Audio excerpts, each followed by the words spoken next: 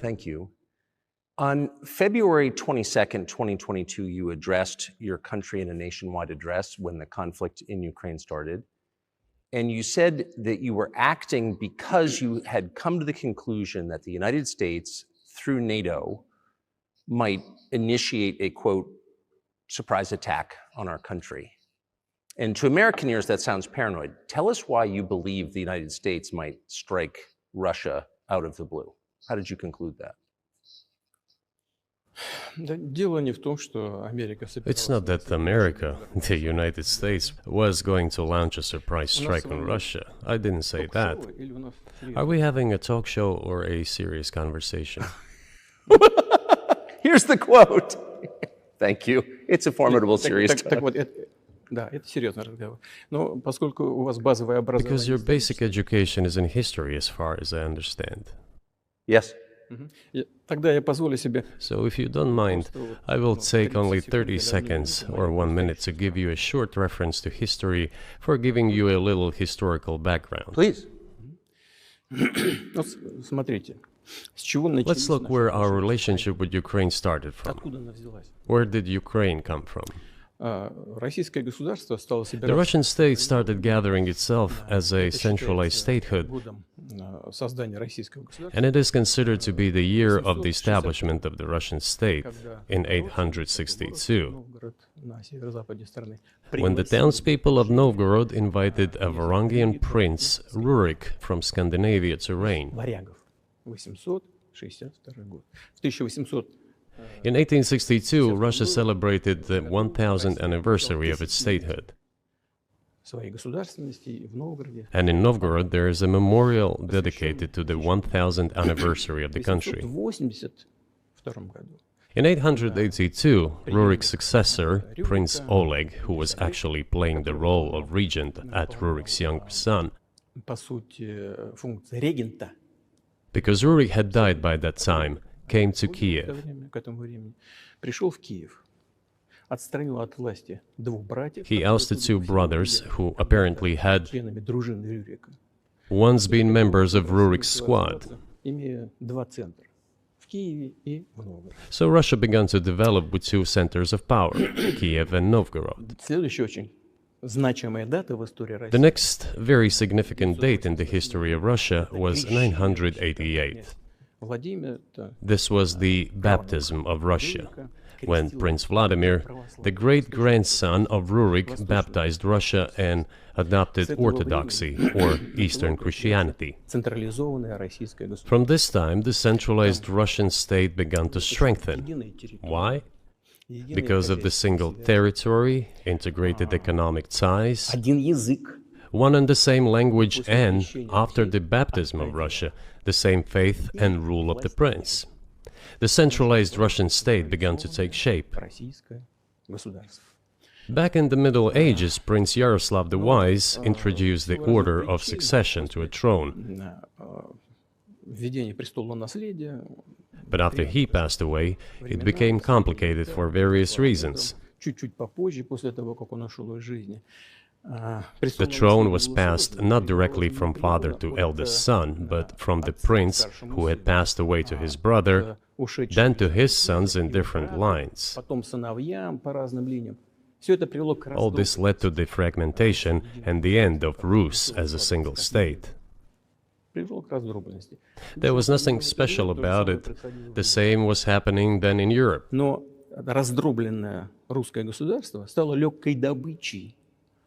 But the fragmented Russian state became an easy prey to the empire created earlier by Genghis Khan. His successors, namely Batu Khan, came to Rus, plundered and ruined nearly all the cities. The southern part, including Kiev, by the way, and some other cities, simply lost independence, while northern cities preserved some of their sovereignty. They had to pay tribute to the horde, but they managed to preserve some part of their sovereignty.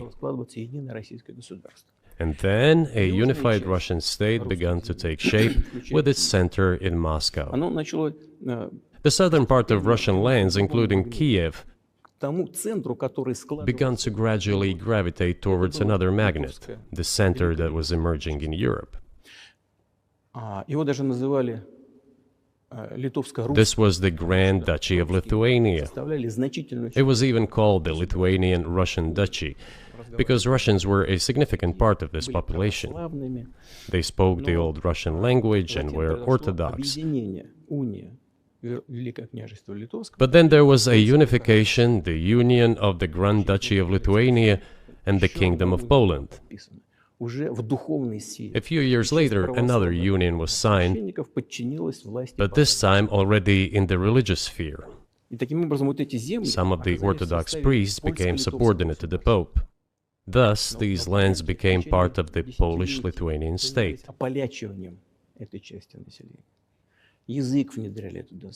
During decades, the Poles were engaged in Polonization of this part of the population. They introduced their language there, tried to entrench the idea that this population was not exactly Russians, that because they lived on the fringe, they were Ukrainians. Originally, the word Ukrainian meant that a person was living on the outskirts of the state, along the fringes, or was engaged in a border patrol service. It didn't mean any particular ethnic group. So the Poles were trying to, in every possible way, to colonize this part of the Russian lands, and actually treated it rather harshly, not to say cruelly. All that led to the fact that this part of the Russian lands began to struggle for their rights. They wrote letters to Warsaw demanding that their rights be observed and people be commissioned here, including to Kiev. I beg your pardon, can you tell us what period? I'm losing track of where in history we are. The Polish oppression of Ukraine. It was in the 13th century.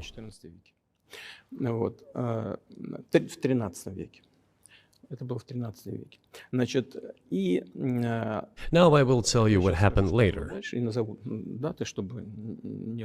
and give the dates so that there is no confusion. And in 1654, even a bit earlier, the people who were in control of the authority over that part of the Russian lands addressed Warsaw, I repeat, demanding that they send them to rulers of Russian origin and Orthodox faith. When Warsaw did not answer them, and in fact rejected their demands, they turned to Moscow, so that Moscow took them away. So that you don't think that I'm inventing things, I'll give you these documents. Well, it doesn't sound like you're inventing it. I'm not sure why it's relevant to what happened 2 years ago. But still, these are documents from the archives, copies. Here are the letters from Bogdan Khmelnytsky, the man who then controlled the power in this part of the Russian lands that is now called Ukraine. He wrote to Warsaw demanding that their rights be upheld, and after being refused, he began to write letters to Moscow, asking to take them under the strong hand of the Moscow Tsar. There are copies of these documents. I will leave them for your good memory. There is a translation into Russian. You can translate it into English later. Russia would not agree to admit them straight away, assuming that the war with Poland would start. Nevertheless, in 1654, the Pan-Russian Assembly of top clergy and landowners, headed by the Tsar, which was the representative body of the power of the old Russian state, decided to include a part of the old Russian lands into Moscow Kingdom. As expected, the war with Poland began. It lasted 13 years, and then in 1654, a truce was concluded. And 32 years later, I think, a peace treaty with Poland, which they called Eternal Peace, was signed. And these lands, the whole left bank of Dnieper, including Kiev, went to Russia. And the whole right bank of Dnieper remained in Poland. Under the rule of Catherine the Great, Russia reclaimed all of its historical lands, including in the south and west. This all lasted until the revolution. Before World War I, Austrian General Staff relied on the ideas of Ukrainianization and started actively promoting the ideas of Ukraine and the Ukrainianization.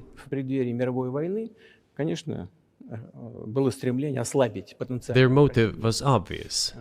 Just before World War I, they wanted to weaken the potential enemy and secure themselves favorable conditions in the border area.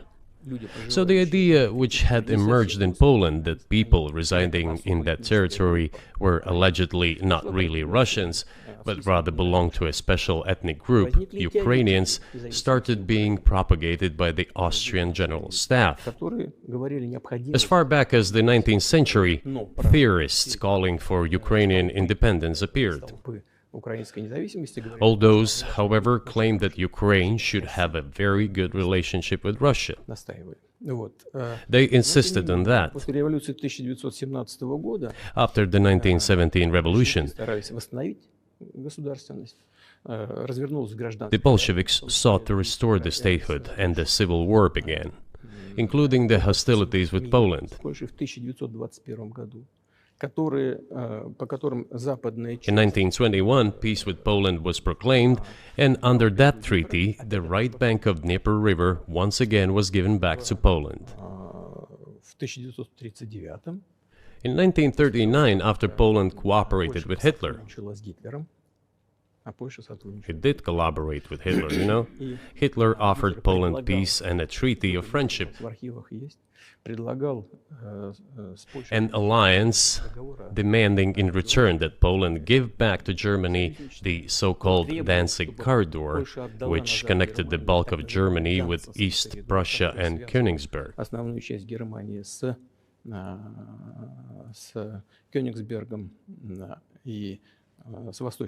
After World War I, this territory was transferred to Poland, and instead of Danzig, a city of Gdansk emerged. Hitler asked them to give it amicably, but they refused. Of course. Still, they collaborated with Hitler and engaged together in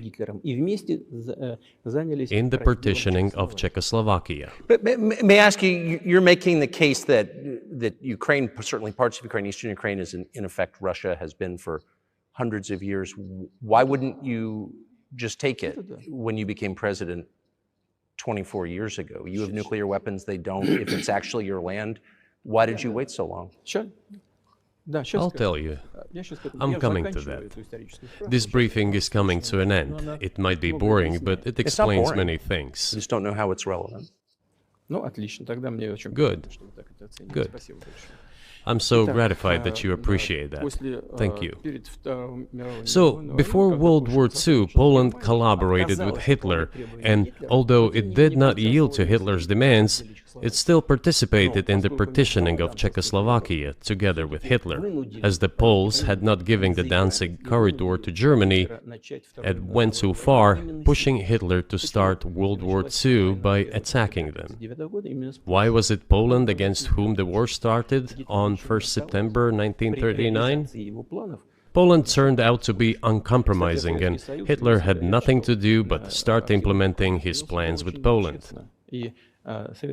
By the way, the USSR, I have read some archive documents, behaved very honestly.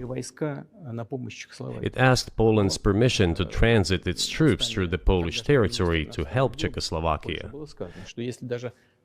But the then Polish foreign minister said that if the Soviet planes flew over Poland, they would be downed over the territory of Poland. But that doesn't matter. What matters is that the war began, and Poland fell prey to the policies it had pursued against Czechoslovakia, as under the well-known Molotov-Ribbentrop Pact. Part of the territory, including western Ukraine, was to be given to Russia. Thus, Russia, which was then named the USSR, regained its historical lands. After the victory in the Great Patriotic War, as we call World War II, all those territories were ultimately enshrined as belonging to Russia, to the USSR. As for Poland, it received, apparently in compensation, the lands which had originally been German. The eastern parts of Germany, these are now western lands of Poland. Of course, Poland regained access to the Baltic Sea and Danzig, which was once again given its Polish name. So this was how this situation developed. In 1922, when the USSR was being established, the Bolsheviks started building the USSR and established the Soviet Ukraine, which had never existed before. Right.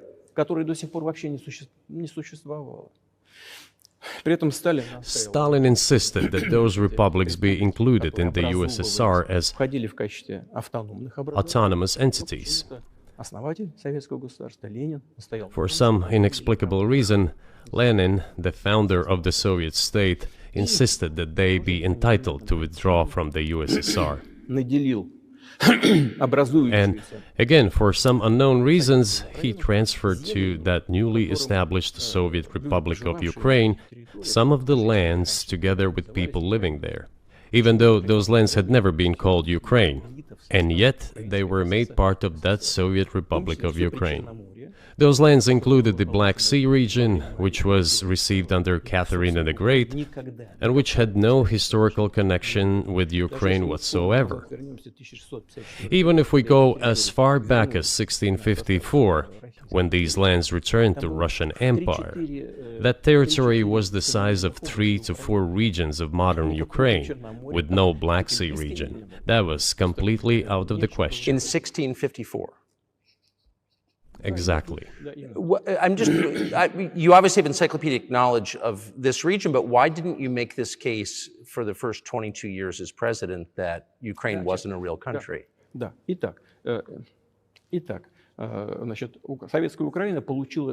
The Soviet Union was given a great deal of territory that had never belonged to it, including the Black Sea region. At some point, when Russia received them as an outcome of the Russo-Turkish Wars, they were called New Russia or Novorossiya. But that does not matter. What matters is that Lenin, the founder of the Soviet state, established Ukraine that way. For decades, the Ukrainian Soviet Republic developed as part of the USSR. And for unknown reasons again, the Bolsheviks were engaged in Ukrainianization. It was not merely because the Soviet leadership was composed to a great extent of those originating from Ukraine. Rather, it was explained by the general policy of indigenization pursued by the Soviet Union. Same things were done in other Soviet republics. This involved promoting national languages and national cultures, which is not a bad in principle. That is how the Soviet Ukraine was created. After the World War II, Ukraine received, in addition to the lands that had belonged to Poland before the war, part of the lands that had previously belonged to Hungary and Romania. So Romania and Hungary had some of their lands taken away and given to the Soviet Ukraine, and they still remain part of Ukraine. So in this sense, we have every reason to affirm that Ukraine is an artificial state that was shaped at Stalin's will. Do you believe Hungary has a right to take its land back from Ukraine, and that other nations have a right to go back to their 1654 borders?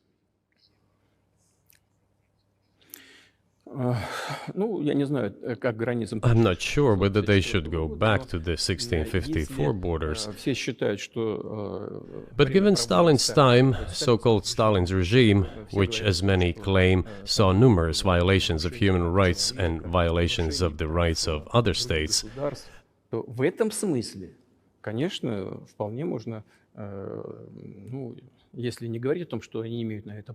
one may say that they could claim back those lands of theirs while having no right to do that. It is at least understandable. Have you told Viktor Orban that he can have part of Ukraine?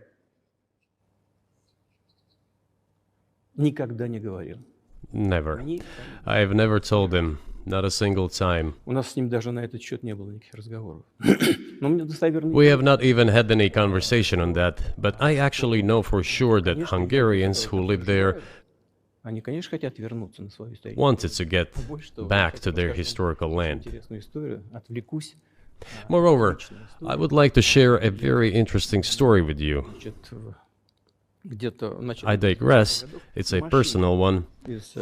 Somewhere in the early 80s, I went on a road trip in a car from then Leningrad across the Soviet Union through Kiev. Made a stop in Kiev and then went to western Ukraine. I went to the town of Beregovoye, and all the names of towns and villages there were in Russian and in the language I did not understand, in Hungarian, in Russian and in Hungarian, not in Ukrainian, in Russian and in Hungarian. I was driving through some kind of village and there were men sitting next to the houses and they were wearing black three-piece suits and black cylinder hats. I asked, are they some kind of entertainers? I was told, no, they were not entertainers, they're Hungarians.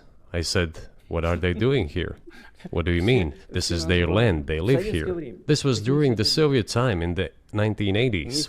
They preserved the Hungarian language, Hungarian names, and all their national costumes. They are Hungarians and they feel themselves to be Hungarians. And of course, when now there is an infringement... Well, that is... And there's a lot of that, though. I think many nations are upset about Transylvania as well, as you obviously know. But many nations feel frustrated by the redrawn borders of the wars of the 20th century and wars going back 1,000 years, the ones that you mentioned. But the fact is that you didn't make this case in public until 2 years ago, February. And in the case that you made, which I read today, you explain at great length that you felt a physical threat from the West in NATO, including potentially a nuclear threat, and that's what got you to move. Is that a fair characterization of what you said?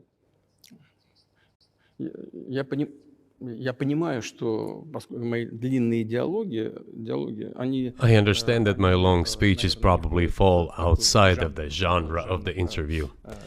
That is why I asked you at the beginning, are we going to have a serious talk or a show? You said a serious talk, so bear with me, please. We're coming to the point where the Soviet Ukraine was established. Then, in 1991, the Soviet Union collapsed, and everything that Russia had generously bestowed on Ukraine was dragged away by the latter. I'm coming to a very important point of today's agenda. Thank you. After all, the collapse of the Soviet Union was effectively initiated by the Russian leadership. I do not understand what the Russian leadership was guided by at the time, but I suspect there were several reasons to think everything would be fine.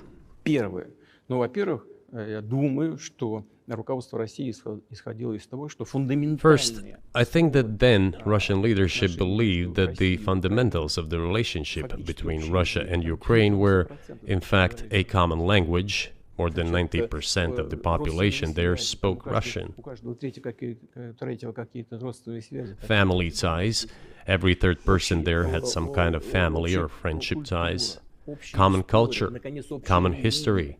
Finally, common faith, coexistence with a single state for centuries, and deeply interconnected economies. All of these were so fundamental. All these elements together make our good relationships inevitable. The second point is a very important one. I want you, as an American citizen, and your viewers to hear about this as well. The former Russian leadership assumed that the Soviet Union had ceased to exist, and therefore there were no longer any ideological dividing lines. Russia even agreed voluntarily and proactively to the collapse of the Soviet Union, and believed that this would be understood by the so-called civilized West as an invitation for cooperation and association. That is what Russia was expecting, both from the United States and the so-called collective West as a whole. There were smart people, including in Germany, Egon Bahr, a major politician of the Social Democratic Party, who insisted in his personal conversations with the Soviet leadership on the brink of the collapse of the Soviet Union that a new security system should be established in Europe. Help should be given to unify Germany, but a new system should be also established to include the United States, Canada, Russia, and other Central European countries. Yes. But NATO needs not to expand. That's what he said. If NATO expands, everything would be just the same as during the Cold War, only closer to Russia's borders. That's all. He was a wise old man, but no one listened to him. In fact, he got angry once.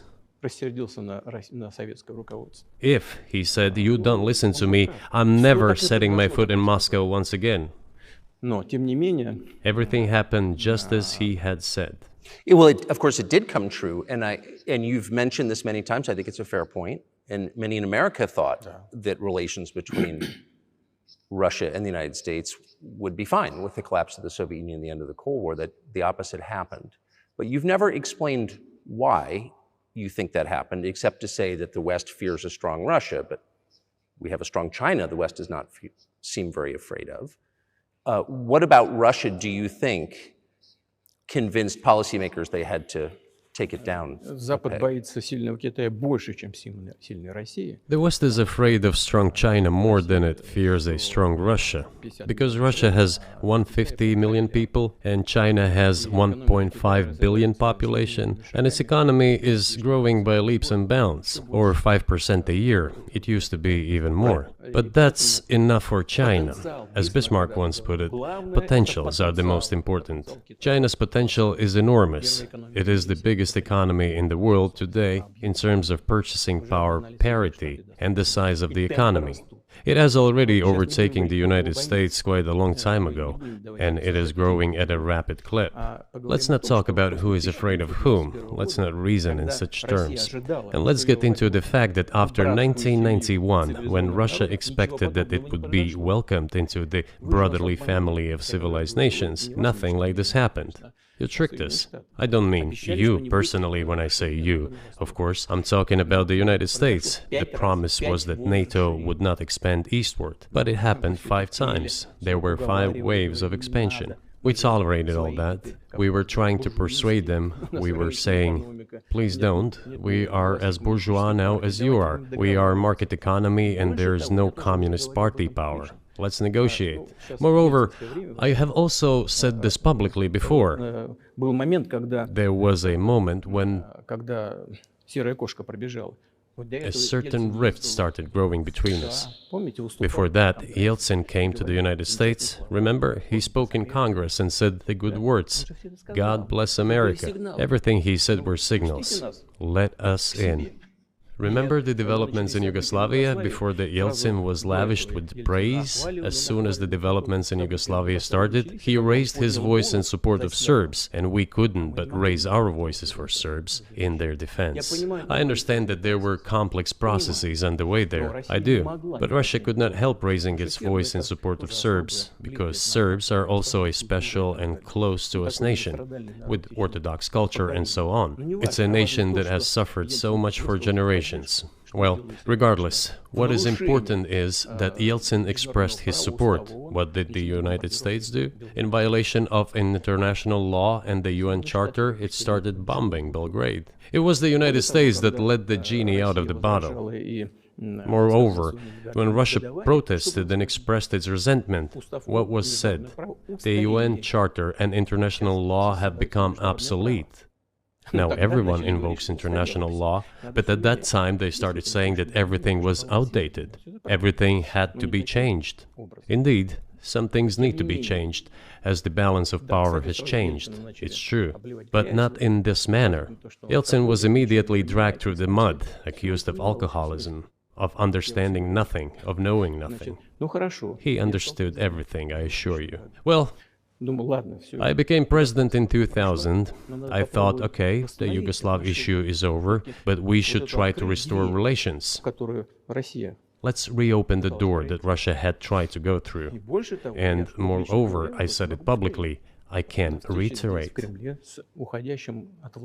At a meeting here in the Kremlin with the outgoing President Bill Clinton, right here in the next room, I said to him, I asked him, Bill, do you think if Russia asked to join NATO, do you think it would happen? Suddenly he said, you know, it's interesting. I think so. But in the evening, when we met for dinner, he said, you know, I've talked to my team. No, it's not possible now. You can ask him. I think he will watch our interview. He'll confirm it. I wouldn't have said anything like that if it hadn't happened. Okay. Were you sincere? It's impossible now. Would you have joined NATO? Look, I asked the question, is it possible or not? And the answer I got was no. If I was insincere in my desire to find out what the leadership position was... But if he had said yes, would you have joined NATO? If he had said yes, the process of rapprochement would have commenced, and eventually it might have happened, if we had seen some sincere wish on the other side of our partners. But it didn't happen. Well, no means no. Okay, fine. Why do you think that is? Just to get to motive, I know you're clearly bitter about it. I understand. But why do you think the West rebuffed you then? Why the hostility? Why did the end of the Cold War not fix the relationship? What motivates this from your point of view? You said I was bitter about the answer. No, it's not bitterness. It's just a statement of fact. We're not bride and groom, bitterness, resentment. It's not about those kind of matters in such circumstances. We just realized we weren't welcome there, that's all. Okay, fine.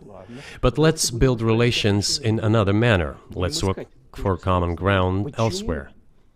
Why we received such a negative response, you should ask your leaders. I can only guess why. Too big a country with its own opinion and so on. And the United States, I've seen how issues are being resolved in NATO. I will give you another example now concerning Ukraine. The US leadership exerts pressure, and all NATO members obediently vote, even if they do not like something. Now, I'll tell you what happened in this regard with Ukraine in 2008, although it's being discussed. I'm not going to open a secret to you, say anything new. Nevertheless, after that we tried to build relations in different ways. For example, the events in the Middle East, in Iraq. We were building relations with the United States in a very soft, prudent, cautious manner. I repeatedly raised the issue that the United States should not support separatism or terrorism in the North Caucasus. But they continue to do it anyway. And political support, information support, financial support, even military support came from the United States and its satellites for terrorist groups in the Caucasus. I once raised this issue with my colleague, also the President of the United States. He says, "It's impossible. Do you have proof?" I said, "Yes." I was prepared for this conversation, and I gave him that proof. He looked at it, and you know what he said? I apologize, but that's what happened. I'll quote. He says, "Well, I'm gonna kick their ass." We waited and waited for some response. There was no reply. I said to the FSB director, "Write to the CIA, what is the result of the conversation with President?" He wrote once, twice, and then we got a reply. We have the answer in the archive. The CIA replied, "We have been working with the opposition in Russia. We believe that this is the right thing to do, and we will keep on doing it." Just ridiculous. Well, okay. We realized that it was out of the question. Forces in opposition to you. So you're saying the CIA is trying to overthrow your government? Of course, they meant in that particular case the separatists, the terrorists who fought with us in the Caucasus. That's who they called the opposition. This is the second point. The third moment is a very important one. is the moment when the US missile defense system was created. The beginning. We persuaded for a long time not to do it in the United States. Moreover, after was invited by Bush Jr.'s father, Bush Sr., to visit his place on the ocean, I had a very serious conversation with President Bush and his team. I proposed that the United States, Russia, and Europe jointly create a missile defense system that, we believe, if created unilaterally, threatens our security, despite the fact that the United States officially said that it was being created against missile threats from Iran. That was the justification for the deployment of the missile defense system. I suggested working together, Russia, the United States, and Europe. They said it was very interesting. They asked me, "Are you serious?" I said, "Absolutely." May I ask, what year was this? I don't remember. It is easy to find out on the internet when I was in the USA at the invitation of Bush Sr. It is even easier to learn from someone I'm going to tell you about. I was told it was very interesting. I said, just imagine if we could tackle such a global strategic security challenge together. The world will change. We'll probably have disputes, probably economic and even political ones, but we could drastically change the situation in the world. He says yes, and asks, "Are you serious?" I said, "Of course. We need to think about it," I'm told. I said, "Go ahead, please." Then Secretary of Defense Gates, former Director of CIA, and Secretary of State Rice came in here, in this cabinet, right here at this table. They sat on this table. Me, the Foreign Minister, the Russian Defense Minister on that side. They said to me, "Yes, we have thought about it. We agree." I said, "Thank God, great, but with some exceptions." So twice you've described US presidents making decisions and then being undercut by their agency heads. So it sounds like you're describing a system that's not run by the people who are elected, in your telling. That's right, that's right. In the end, they just told us to get lost. I'm not going to tell you the details because I think it's incorrect. After all, it was confidential conversation. But our proposal was declined, that's a fact. It was right then when I said, "Look, but then we will be forced to take countermeasures. We will create such strike systems that will certainly overcome missile defense systems." The answer was, "We are not doing this against you, and you do what you want," assuming that it is not against us, not against the United States. I said, "Okay. Very well." That's the way it went. And we created hypersonic systems with intercontinental range, and we continue to develop them. We are now ahead of everyone, the United States and the other countries, in terms of the development of hypersonic strike systems, and we are improving them every day. But it wasn't us. We proposed to go the other way, and we were pushed back. Now, about NATO's expansion to the east. Well, we were promised no NATO to the east, not an inch to the east, as we were told. And then what? They said, well, it's not enshrined on paper, so we'll expand. So there were 5 waves of expansion, the Baltic states, the whole of Eastern Europe, and so on. And now I come to the main thing. They have come to the Ukraine, ultimately. In 2008, at the summit in Bucharest, they declared that the doors for Ukraine and Georgia to join NATO were open. Now about how decisions are made there. Germany, France seem to be against it, as well as some other European countries. But then, as it turned out later, President Bush, and he's such a tough guy, a tough politician, as I was told later, he exerted pressure on us and we had to agree. It's ridiculous, it's like kindergarten. Where are the guarantees? What kindergarten is this? What kind of people are these? Who are they? You see, they were pressed, they agreed. And then they say, Ukraine won't be in the NATO, you know? I say, I don't know. I know you agreed in 2008. Why won't you agree in the future? Well, they pressed us then. I say, why won't they press you tomorrow? And you'll agree again. Well, it's nonsensical. Who's there to talk to? I just don't understand. We're ready to talk. But with whom? Where are the guarantees? None. So they started to develop the territory of Ukraine. Whatever is there, I have told you the background, how this territory developed, what kind of relations there were with Russia. Every second or third person there has always had some ties with Russia. And during the elections, in already independent, sovereign Ukraine, which gained its independence as a result of the Declaration of Independence. And by the way, it says that Ukraine is a neutral state, and in 2008, suddenly the doors or gates to NATO were open to it. Oh, come on. This is not how we agreed.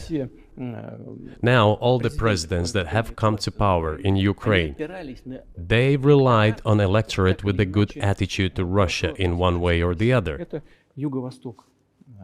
This is the southeast of Ukraine. This is a large number of people. And it was very difficult to dissuade this electorate, which had a positive attitude towards Russia. Viktor Yanukovych came to power, and how? The first time he won after President Kuchma, they organized a third round, which is not provided for in the constitution of Ukraine. This is a coup d'etat. Just imagine, someone in the United States wouldn't like the outcome. In 2014? Before that. No, this was before that. After President Kuchma, Viktor Yanukovych won the elections. However, his opponents did not recognize that victory. The US supported the opposition, and the third round was scheduled. What is this? This is a coup. The US supported it, and the winner of the third round came to power. Imagine if in the US something was not to someone's liking, and the third round of election, which the US Constitution does not provide for, was organized. Nonetheless, it was done in Ukraine. Okay, Viktor Yushchenko, who was considered a pro-Western politician, came to power. Fine, we have built relations with him as well. He came to Moscow with visits. We visited Kiev. I visited too. We met in an informal setting. If he's pro-Western, so be it. It's fine. Let people do their job.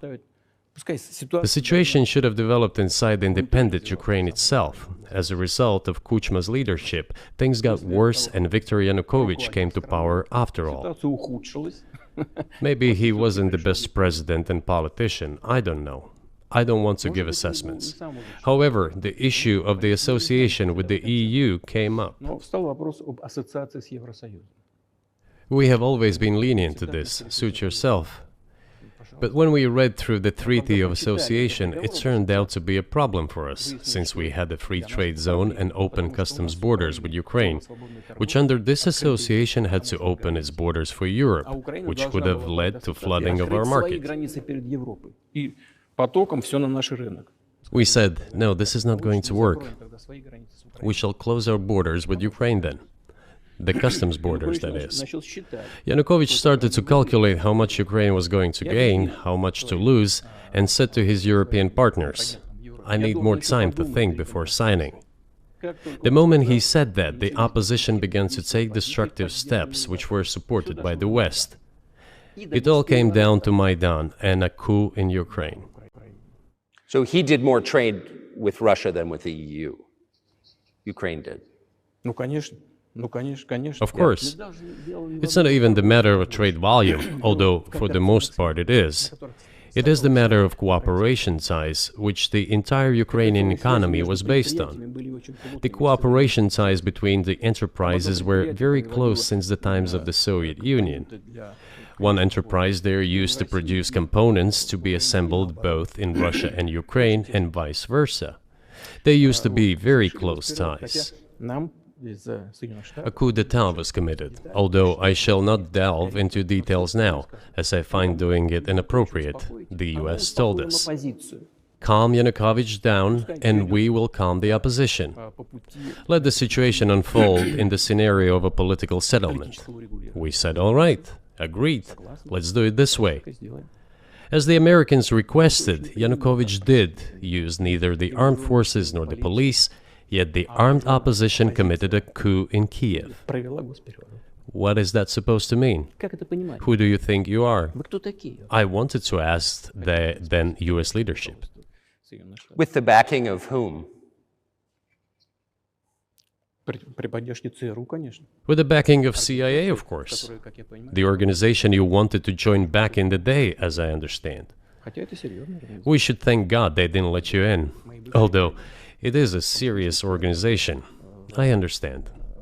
My former vis-a-vis in the sense that I served in the first main directorate, Soviet Union's intelligence service. They have always been our opponents. A job is a job. Technically, they did everything right. They achieved their goal of changing the government. However, from political standpoint, it was a colossal mistake. Surely it was political leadership's miscalculation. They should have seen what it would evolve into. So, in 2008, the doors of NATO were opened for Ukraine. In 2014, there was a coup. They started persecuting those who did not accept the coup, and it was indeed a coup. They created a threat to Crimea, which we had to take under our protection. They launched the war in Donbass in 2014 with the use of aircraft and artillery against civilians. This is when it all started. There is a video of aircraft attacking Donetsk from above. They launched a large-scale military operation, then another one. When they failed, they started to prepare the next one. All this against the background of military development of this territory and opening of NATO's doors. How could we not express concern over what was happening? From our side, this would have been a culpable negligence. That's what it would have been. It's just that the US political leadership pushed us to the line we could not cross, because doing so could have ruined Russia itself. Besides, we could not leave our brothers in faith, in fact, a part of Russian people, in the face of this war machine. But that was 8 years before the current conflict started. So what was the trigger for you? What was the moment where you decided you had to do this?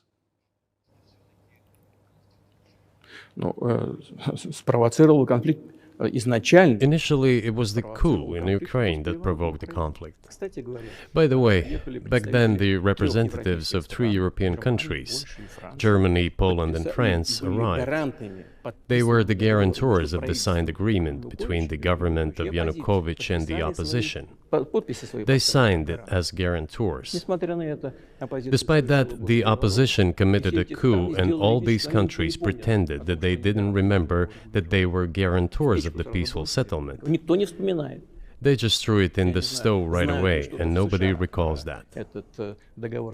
I don't know if the US know anything about the agreement between the opposition and the authorities, and its 3 guarantors who, instead of bringing this whole situation back in the political field, supported the coup.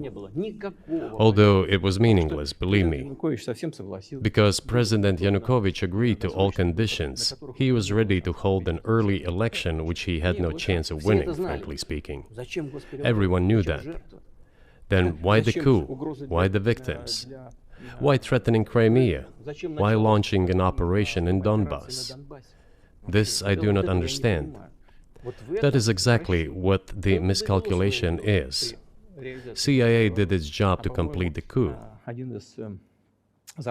I think one of the deputy secretaries of state said that it cost a large sum of money, almost 5 billion. But the political mistake was colossal. Why would they have to do that? All this could have been done legally, without victims, without military action, without losing Crimea.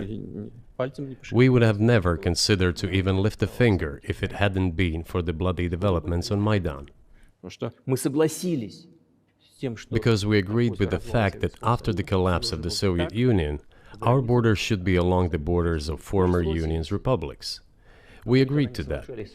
But we never agreed to NATO's expansion, and moreover, we never agreed that Ukraine would be in NATO. We did not agree to NATO bases there without any discussion with us. For decades, we kept asking, don't do this, don't do that. And what triggered the latest events? Firstly, the current Ukrainian leadership declared that it would not implement the Minsk agreements, which had been signed, as you know, after the events of 2014 in Minsk, where the plan of peaceful settlement in Donbass was set forth. But no, the current Ukrainian leadership, foreign minister, all other officials, and then president himself said that they don't like anything about the Minsk agreements. In other words, they were not going to implement it. A year or a year and a half ago, former leaders of Germany and France said openly to the whole world that they indeed signed the Minsk agreements, but they never intended to implement them. They simply led us by the nose. Was there anyone for you to talk to? Did you call a U.S. President's Secretary of State and say, if you keep militarizing Ukraine with NATO forces, this is going to be we're going to act?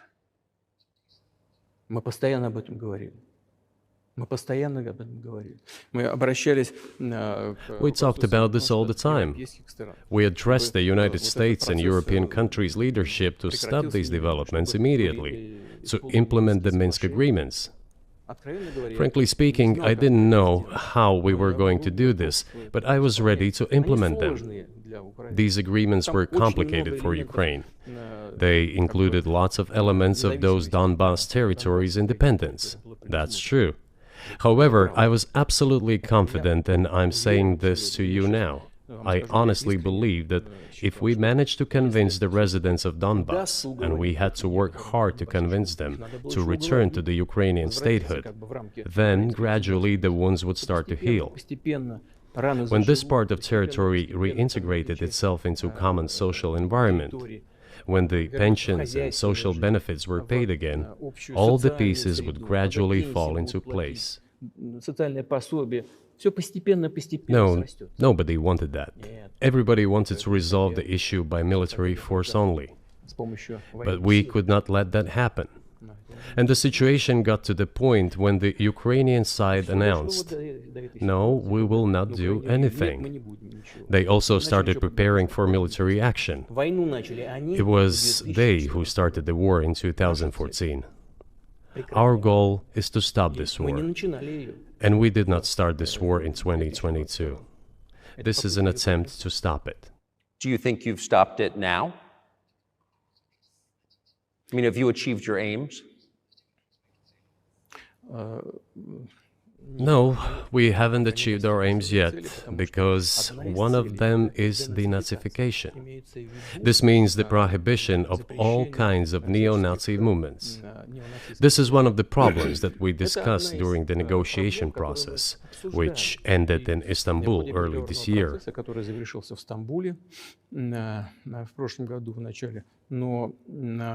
And it was not our initiative, because we were told by the Europeans, in particular, that it was necessary to create conditions for the final signing of the documents. My counterparts in France and Germany said, how can you imagine them signing a treaty with a gun to their heads? The troops should be pulled back from Kiev. I said, all right. We withdrew the troops from Kiev. As soon as we pulled back our troops from Kiev, our Ukrainian negotiators immediately threw all our agreements reached in Istanbul into the bin and got prepared for a long-standing armed confrontation with the help of the United States and its satellites in Europe. That is how the situation has developed, and that is how it looks now. But what is, pardon my ignorance, what is denazification? What would that mean? What is... Да, вот я как раз хочу сейчас об этом сказать. Это очень важный вопрос. Денацификация. That is what I want to talk about right now. It is a very important issue. Denazification. After gaining independence, Ukraine began to search, as some Western analysts say, its identity.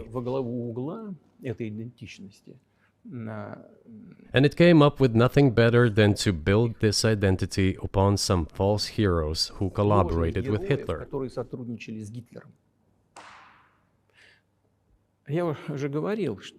I have already said that in the early 19th century, when the theorists of independence and sovereignty of Ukraine appeared, they assumed that an independent Ukraine should have very good relations with Russia. But due to the historical development, those territories were part of the Polish-Lithuanian Commonwealth. Poland, where Ukrainians were persecuted and treated quite brutally as well as were subject to cruel behavior. There were also attempts to destroy their identity. All this remained in the memory of the people. When World War II broke out, part of this extremely nationalist elite collaborated with Hitler, believing that he would bring them freedom. The German troops, even the SS troops, made Hitler's collaborators do the dirtiest work of exterminating the Polish and Jewish population. Hence this brutal massacre of the Polish and Jewish population, as well as the Russian population too.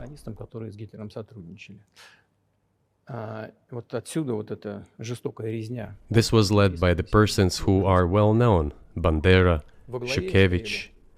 It was those people who were made national heroes. That is the problem. And we are constantly told that nationalism and neo-Nazism exist in other countries as well. Yes, they are seedlings, but we uproot them, and other countries fight against them. But Ukraine is not the case. These people have been made into national heroes in Ukraine. Monuments to those people have been erected. They are displayed on flags. Their names are shouted by crowds that walk with torches, as it was in Nazi Germany.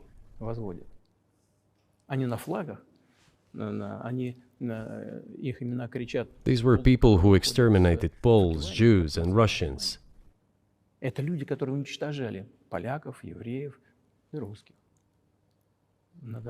It is necessary to stop this practice and prevent the dissemination of this concept.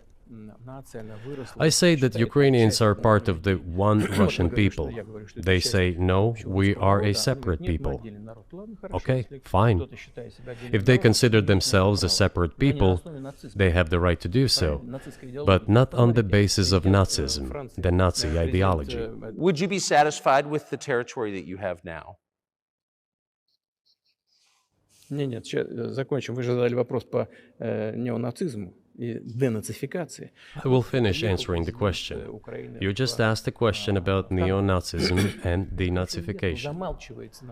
Look, the President of Ukraine visited Canada. This story is well known, but being silenced in the Western countries.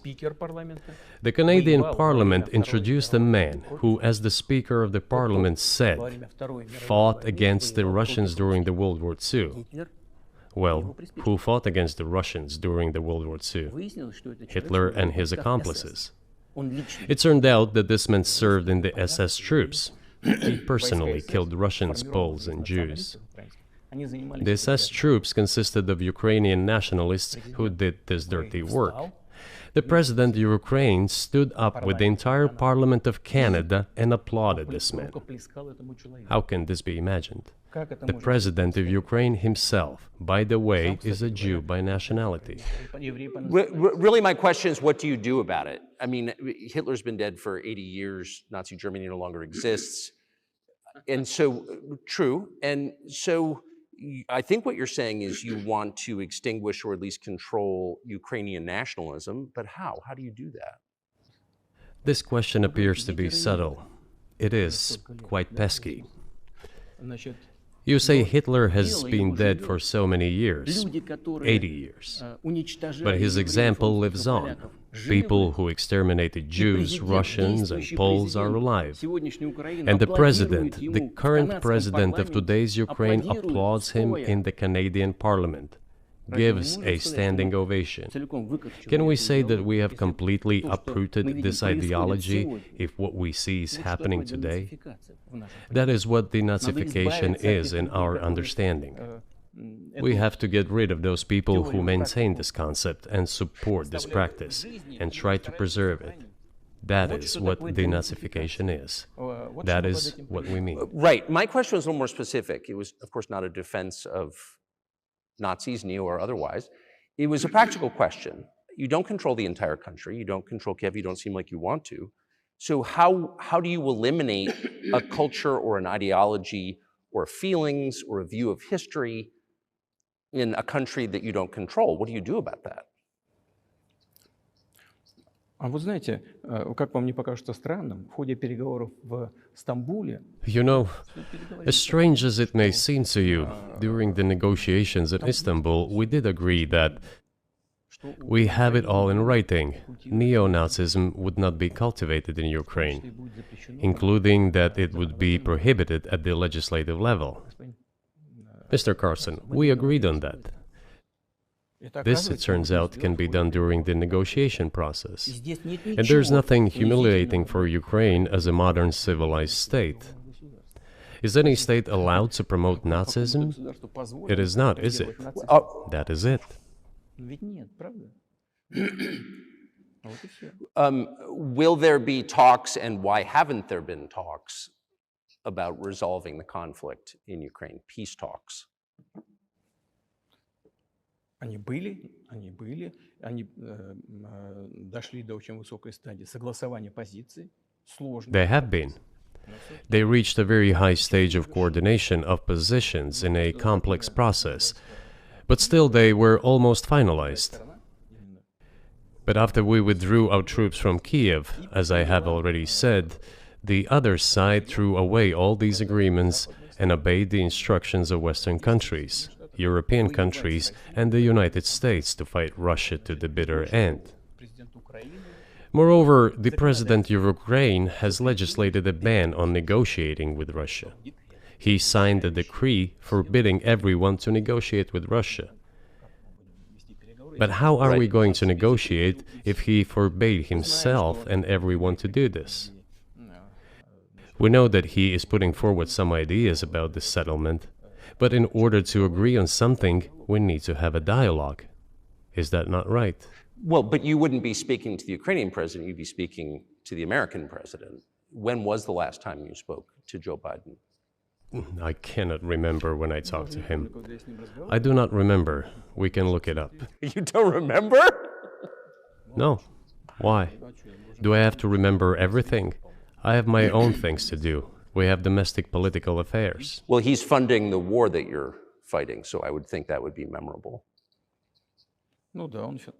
Well, yes, he funds, but I talked to him before the special military operation, of course. And I said to him then, by the way, I will not go into details, I never do, but I said to him then, I believe that you are making a huge mistake of historic proportions by supporting everything that is happening there, in Ukraine, by pushing Russia away.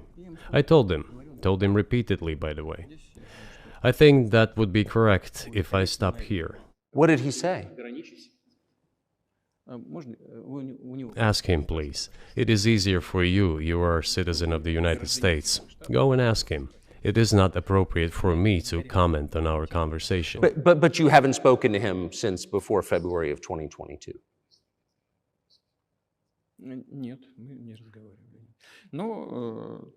No, we haven't spoken. Certain contacts are being maintained, though. Speaking of which, do you remember what I told you about my proposal to work together on a missile defense system? Yes. You can ask all of them. All of them are safe and sound, thank God.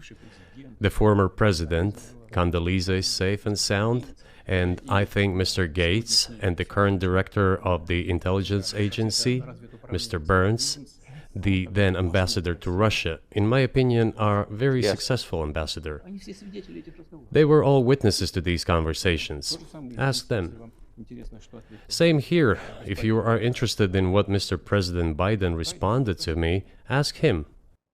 At any rate, I talked to him about it. I'm definitely interested, but from the outside, it seems like this could devolve or evolve into something that brings the entire world into conflict and could initiate a nuclear launch. And so why don't you just call Biden and say, let's work this out?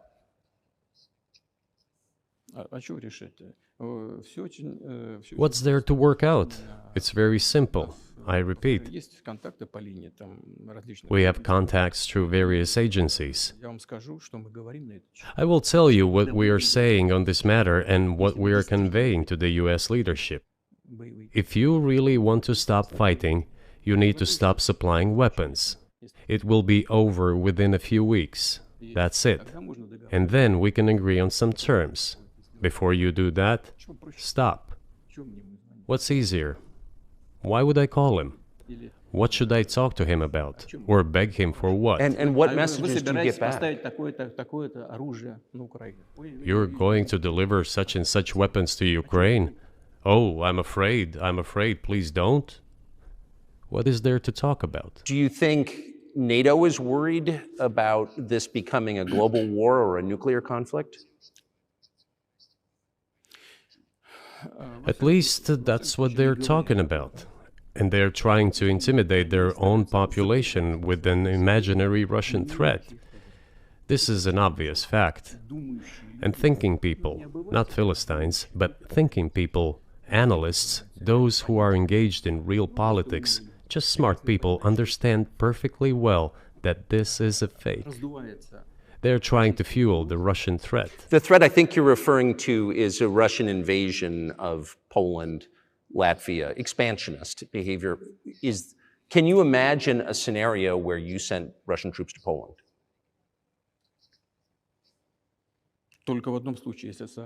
Only in one case, if Poland attacks Russia. Why? Because we have no interest in Poland, Latvia, or anywhere else. Why would we do that? We simply don't have any interest. It's just threat-mongering. Well, the argument, I know you know this, is that, well, he invaded Ukraine, he has territorial aims across the continent, and you're saying unequivocally you don't.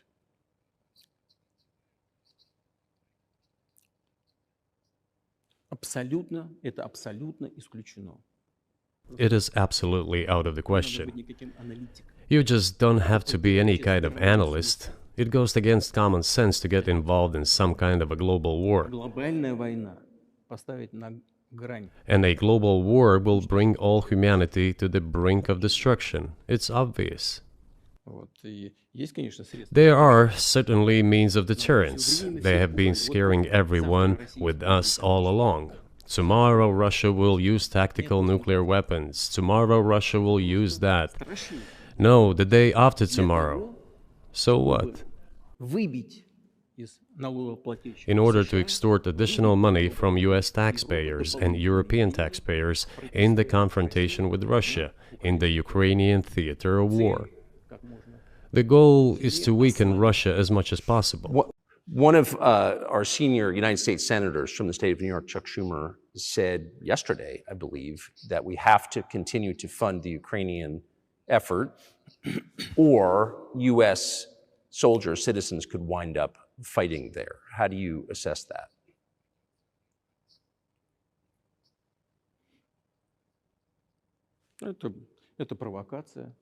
This is a provocation, and a cheap provocation at that. I do not understand why American soldiers should fight in Ukraine. There are mercenaries from the United States there. The bigger number of mercenaries comes from Poland, with mercenaries from the United States in second place, and mercenaries from Georgia in third place. Well, if somebody has the desire to send regular troops, that would certainly bring humanity to the brink of very serious global conflict. This is obvious. Do the United States need this? What for? национальной территории. У вас нечем заниматься. thousands of miles away from your national territory. На границе полно. Проблемы Don't you have anything better to do? с государством. You have issues on the border, issues with migration, issues with the national debt, more than $33 trillion. You have nothing better to do, so you should fight in Ukraine? Понимая ситуацию, которая складывается. Wouldn't it be better to negotiate with Russia? Make an agreement, already understanding the situation that is developing today, realizing that Russia will fight for its interests to the end, К здравому смыслу. and realizing this, actually return to common sense, start respecting our country and its interests, and look for certain solutions.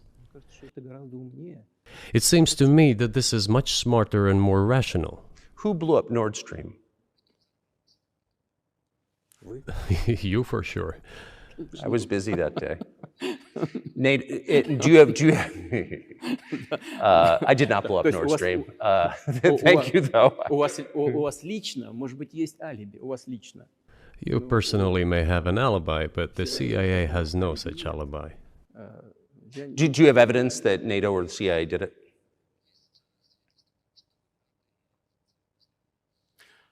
Вы знаете, я не You know, I won't get into details, but people always say in such cases, look for someone who is interested. But in this case, we should not only look for someone who is interested, but also for someone who has capabilities. Because there may be many people interested, but not all of them are capable of sinking to the bottom of the Baltic Sea and carrying out this explosion.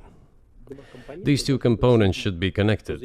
Who is interested and who is capable of doing it? But I'm confused. I mean, that's the biggest act of industrial terrorism ever, and it's the largest emission of CO2 in history. Okay, so if you had evidence, and presumably given your security services, your intel services, you would, that NATO, the US, CIA, the West, did this, why wouldn't you present it and win a propaganda victory? В войне пропаганды очень сложно. In the war of propaganda, it is very difficult to defeat the United States, because the United States controls all the world's media and many European media. Европейских The ultimate beneficiary of the biggest European media are American financial institutions. Don't you know that? So it is possible to get involved in this work, but it is cost prohibitive, so to speak. Мы можем We can simply shine the spotlight on our sources of information, and we will not achieve results. планировать так ясно, что It is clear to the whole world what happened, and even American analysts talk about it directly. It's true. Yes, but here's a question you may be able to answer. You worked in Germany, famously. The Germans clearly know that their NATO partner did this, and it damaged their economy greatly. It may never recover. Why are they being silent about it? That's very confusing to me. Why wouldn't the Germans say something about it? Ну, меня это тоже удивляет. This also confuses me. But today's German leadership is guided by the interests of the collective West rather than its national interests. Otherwise, it is difficult to explain the logic of their action or inaction.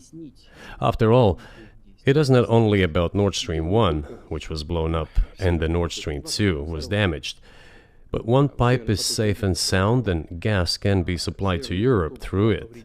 But Germany does not open it. We are ready, please.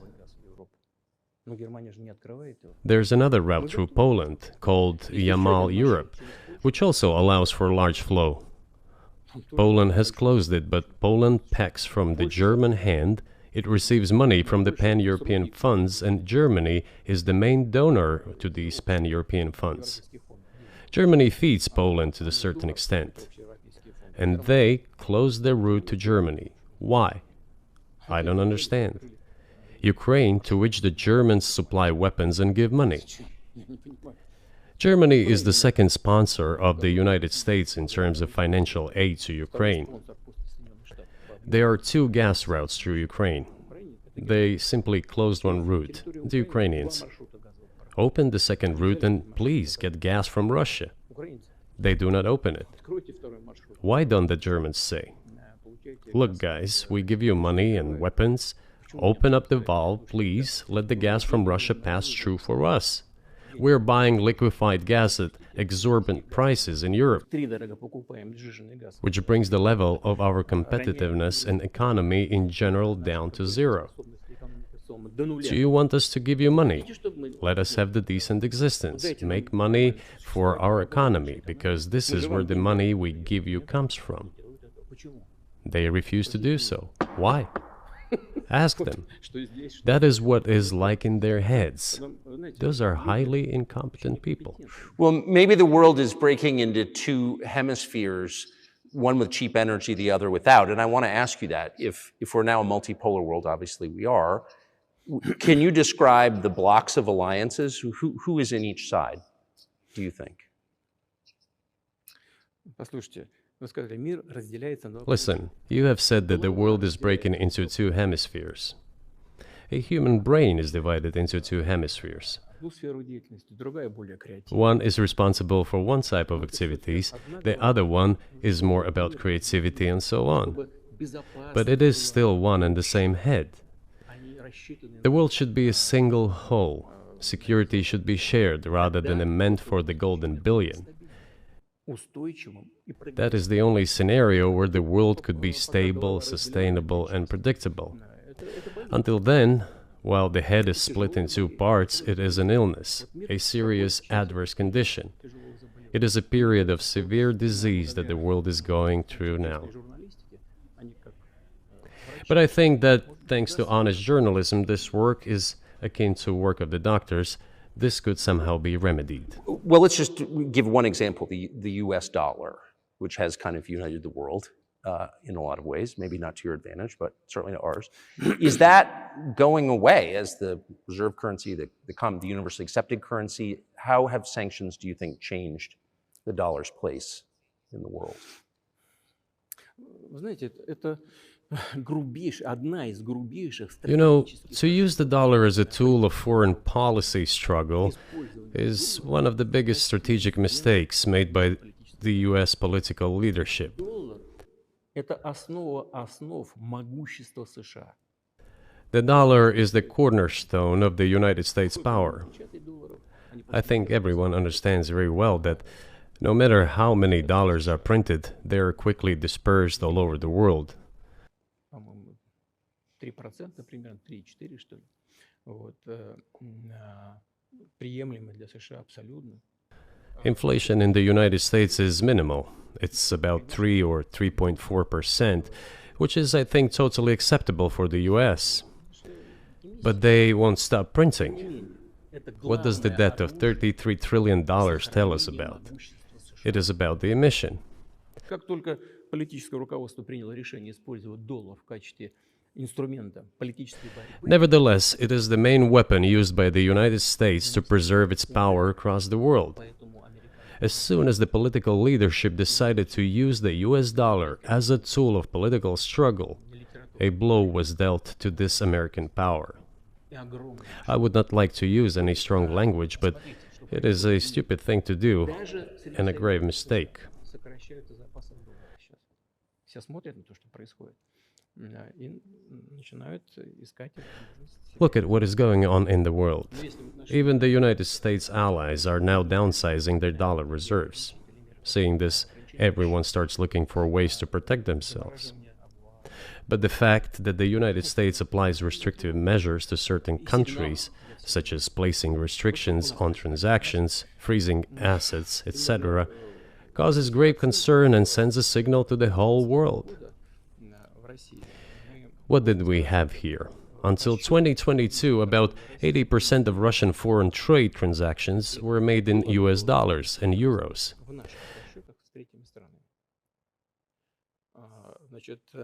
US dollars accounted for approximately 50% of our transactions with third countries, while currently it is down to 13%. It wasn't us who banned the use of the US dollar.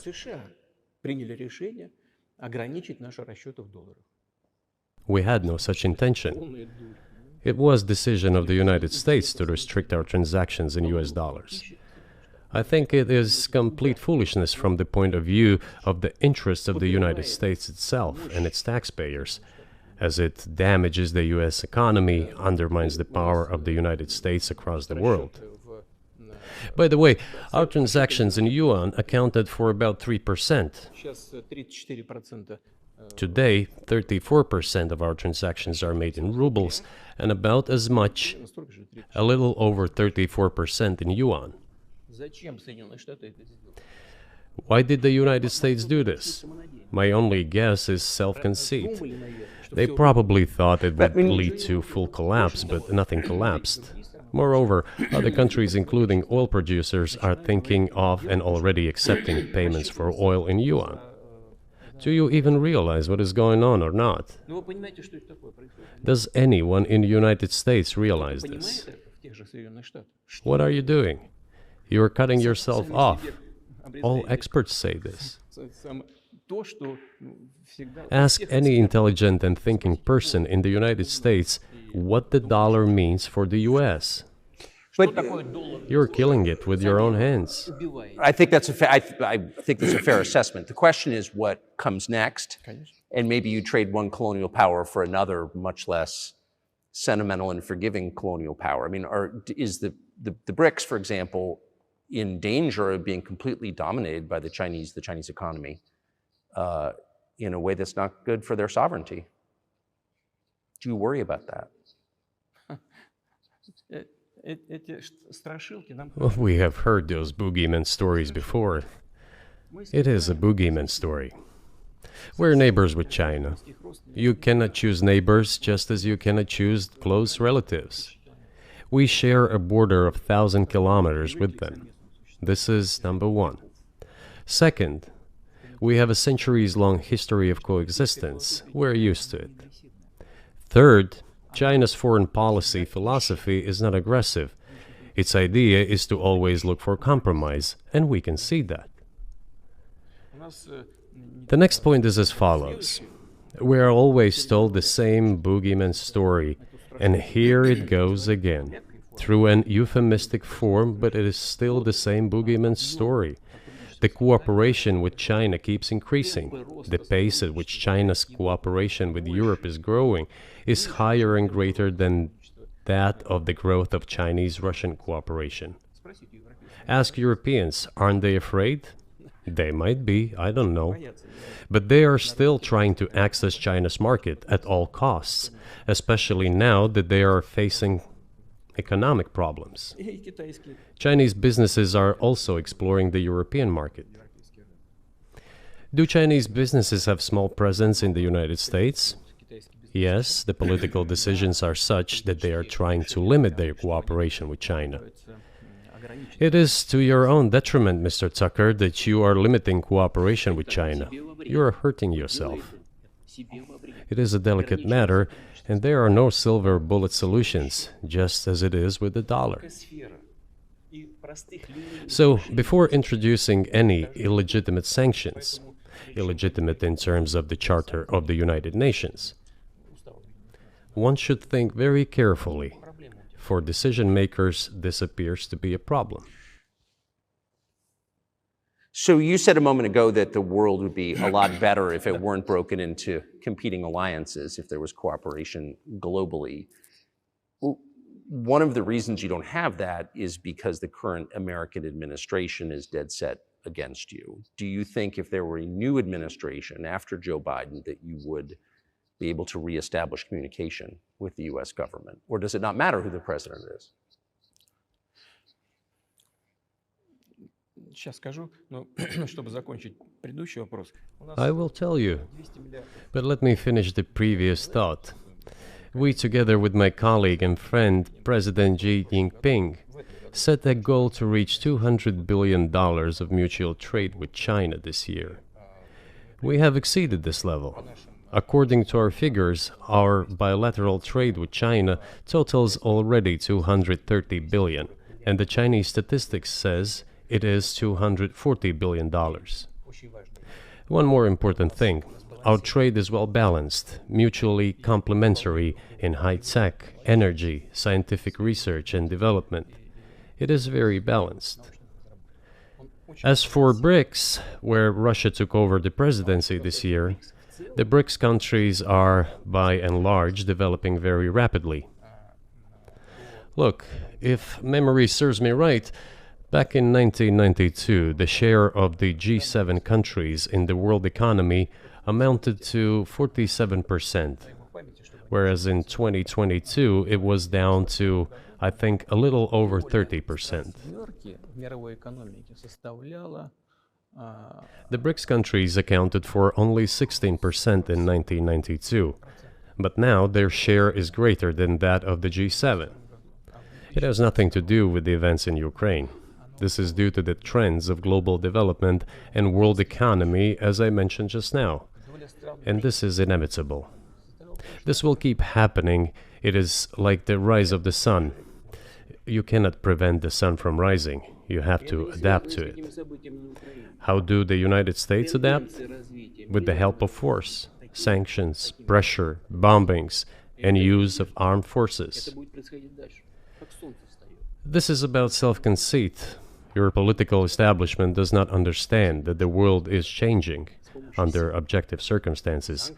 And in order to preserve your level, even if someone aspires, pardon me, to the level of dominance, you have to make the right decisions in a competent and timely manner. Such brutal actions, including with regard to Russia and, say, other countries, are counterproductive. This is an obvious fact. It has already become evident. You just asked me if another leader comes and changes something. It is not about the leader. It is not about the personality of a particular person. I had a very good relationship with, say, Bush. I know that in the United States, he was portrayed as some kind of a country boy who does not understand much. I assure you that this is not the case. I think he made a lot of mistakes with regard to Russia, too. I told you about 2008 and the decision in Bucharest to open the NATO's doors for Ukraine and so on. That happened during his presidency. He actually exercised pressure on the Europeans. But in general, on a personal human level, I had a very good relationship with him. He was no worse than any other American or Russian or European politician. I assure you, he understood what he was doing as well as others. I had such personal relationship with Trump as well. It is not about the personality of the leader, it is about the elite's mindset. If the idea of domination at any cost, based also on forceful actions, dominates the American society, nothing will change. It will only get worse. But if, in the end, one comes to the awareness that the world has been changing due to the objective circumstances, and that one should be able to adapt to them in time, using the advantages that the US still has today, then perhaps something may change. Look, China's economy has become the first economy in the world in purchasing power parity. In terms of volume, it overtook the US a long time ago. The USA comes second, then India, 1.5 billion people, and then Japan, with Russia in the 5th place. Russia was the first economy in Europe last year, despite all the sanctions and restrictions. Is it normal from your point of view? Sanctions, restrictions, impossibility of payments in dollars, being cut off from SWIFT services, sanctions against our ships carrying oil, sanctions against airplanes, sanctions in everything, everywhere. The largest number of sanctions in the world which are applied against Russia. And we have become Europe's first economy during this time. The tools that US uses don't work. Well, one has to think about what to do. If this realization comes to the ruling elites, then yes, then the first person of the state will act in anticipation of what the voters and the people who make decisions at various levels expect from this person. Then maybe something will change. But you're describing two different systems. You say the leader acts in the interest of the voters, but you also say these decisions are not made by the leader, they're made by the ruling classes. You've run this country for so long, you've known all these American presidents. What are those power centers in the United States, do you think? Like, who actually makes the decisions? Я не знаю. Это Америка сложная страна, такая очень, с одной стороны, консервативная. I don't know. America is a complex country, conservative on one hand, rapidly changing on the other. It's not easy for us to sort it all out. Who makes decisions in the elections? Is it possible to understand this when each state has its own legislation? Each state regulates itself? Someone can be excluded from elections at the state level. It is a two-stage electoral system. It is very difficult for us to understand it. Certainly, there are two parties that are dominant, the Republicans and the Democrats, and within this party system, the centers that make decisions, that prepare decisions. Then, look, why, in my opinion, after the collapse of the Soviet Union, such an erroneous, crude, completely unjustified policy of pressure was pursued against Russia? After all, this is a policy of pressure. NATO expansion, support for the separatists in Caucasus, creation of a missile defense system. These are all elements of pressure. Pressure, pressure, pressure. Then, dragging Ukraine into NATO is all about pressure, pressure, pressure. Why? I think, among other things, because excessive production capacities were created. During the confrontation with the Soviet Union, there were many centers created and specialists on the Soviet Union who could not do anything else. They convinced the political leadership that it is necessary to continue chiseling Russia, to try to break it up, to create on this territory several quasi-state entities, and to subdue them in a divided form, to use their combined potential for the future struggle with China. This is a mistake, including the excessive potential of those who worked for the confrontation with the Soviet Union. It is necessary to get rid of this. There should be new, fresh forces, people who look into the future and understand what is happening in the world. Look at how Indonesia is developing. 600 million people. Where can we get away from that? Nowhere. We just have to assume that Indonesia will enter, it is already in, the club of the world's leading economies, no matter who likes it or dislikes it. Yes, we understand and are aware that in the United States, despite all the economic problems, the situation is still normal, with the economy growing decently. The GDP is growing by 2.5%, if I'm not mistaken. But if we want to ensure the future, then we need to change our approach to what is changing. As I already said, the world would nevertheless change, regardless of how the developments in Ukraine end. The world is changing. In the United States themselves, experts are writing that the United States are nonetheless gradually changing their position in the world. It is your experts who write that. I just read them. The only question is how this would happen, painfully and quickly, or gently and gradually.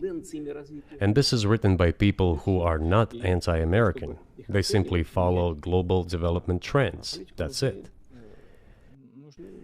And in order to assess them and change policies, we need people who think, look forward, can analyze and recommend certain decisions at the level of political leaders.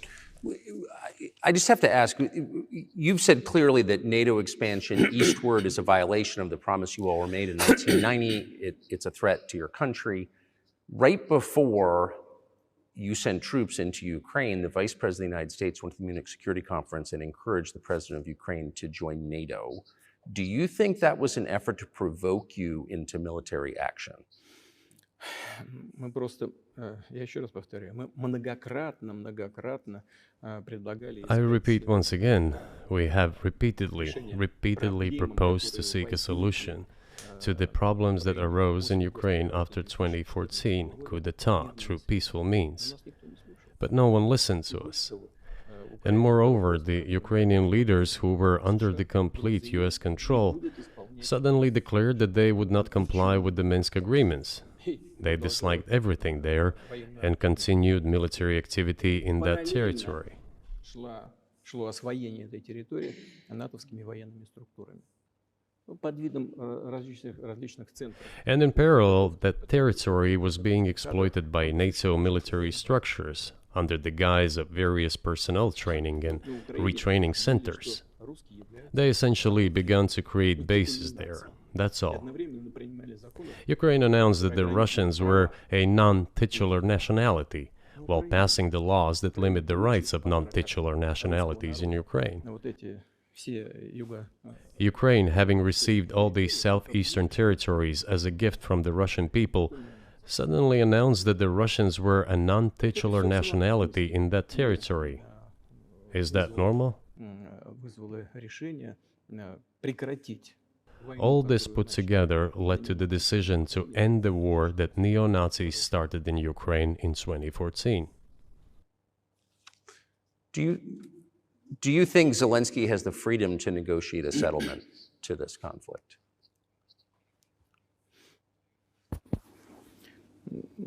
I don't know the details. Of course, it's difficult for me to judge. But I believe he has, in any case, he used to have. His father fought against the fascists, Nazis, during World War II. I once talked to him about this. I said, Volodya, what are you doing? Why are you supporting neo-Nazis in Ukraine today, while your father fought against fascism? He was a front-line soldier. I will not tell you what he answered. This is a separate topic, and I think it's incorrect for me to do so.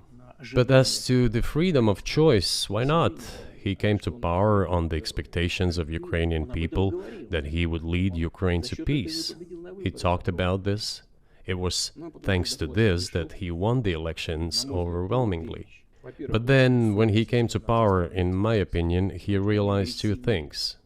Firstly, it is better not to clash with neo-Nazis and nationalists, because they are aggressive and very active.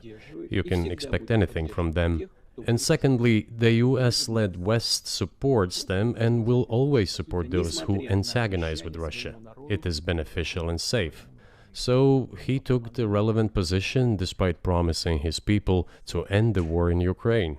He deceived his voters.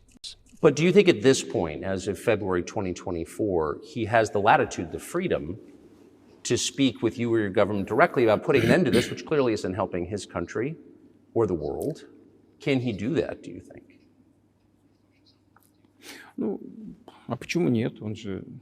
Why not? He considers himself head of state. He won the elections. Although we believe in Russia that the coup d'etat is the primary source of power for everything that happened after 2014.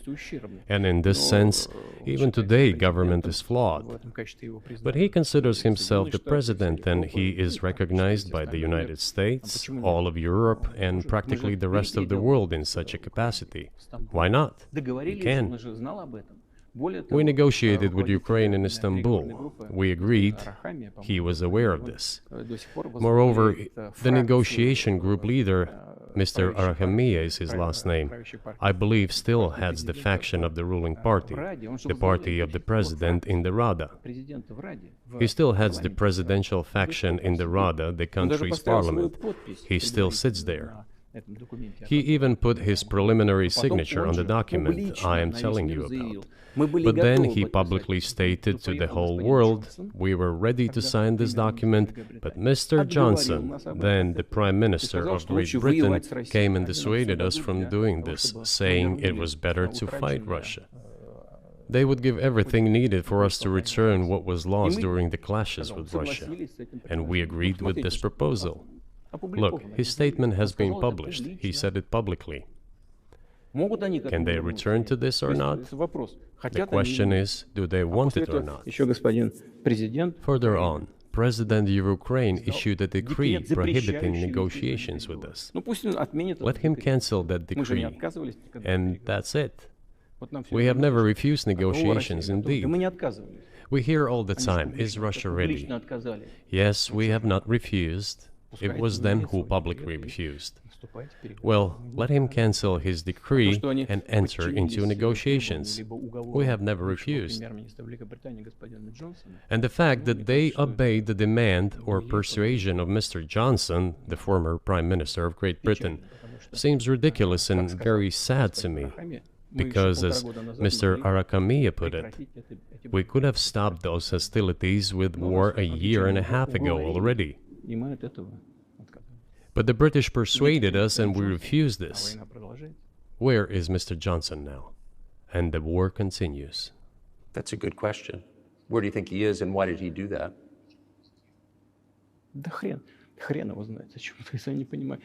Hell knows. I don't understand it myself. There was a general starting point. For some reason, everyone had the illusion that Russia could be defeated on the battlefield. Because of arrogance, because of a pure heart, but not because of a great mind. You've described the connection between Russia and Ukraine. You've described Russia itself a couple of times as orthodox. That's central to your understanding of Russia. You've said you're orthodox.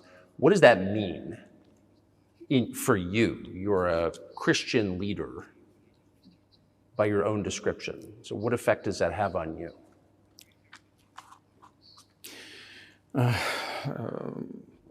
You know, as I already mentioned, in 988, Prince Vladimir himself was baptized following the example of his grandmother, Princess Olga. And then he baptized his squad, and then, gradually, over the course of several years, he baptized all the Rus. It was a lengthy process, from pagans to Christians. It took many years. But in the end, this orthodoxy, Eastern Christianity, deeply rooted itself in the consciousness of the Russian people.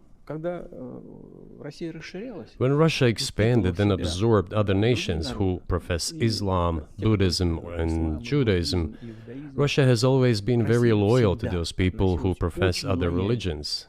This is her strength. This is absolutely clear. And the fact is that the main postulates, main values are very similar, not to say the same, in all world religions I've just mentioned, and which are the traditional religions of the Russian Federation, Russia. By the way, Russian authorities were always very careful about the culture and religion of those people who came into the Russian Empire. This, in my opinion, forms the basis of both security and stability of the Russian statehood. All the peoples inhabiting Russia basically consider it their motherhood. If, say, people move over to you or to Europe from Latin America, an even clearer and more understandable example, people come, but yet they have come to you or to European countries from their historical homeland. And people who profess different religions in Russia consider Russia their motherland. They have no other motherland. We are together. This is one big family, and our traditional values are very similar.